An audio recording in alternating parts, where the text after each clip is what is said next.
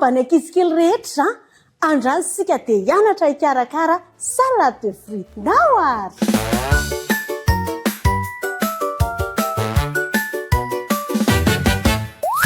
Ireto daholo ary ny zavatra ilaina amin'ilay salade de fruits.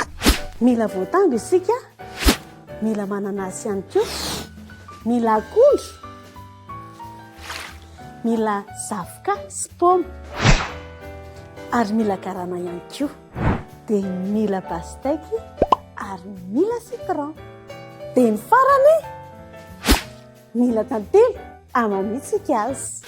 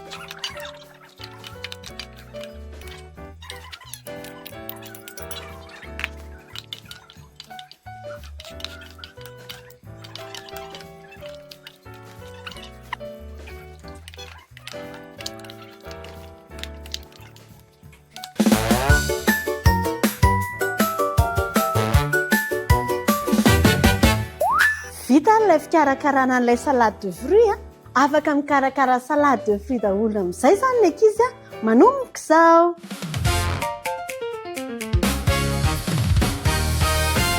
Tonga amin'ilay fotoana fametrahana fanontaniana indray isika ankizy, araka ny mahazatra antsika dia atao eo amin'ny commentaire ny valin'ny marina ary izay be réaction indrindra miditra amin'ny dingana manaraka.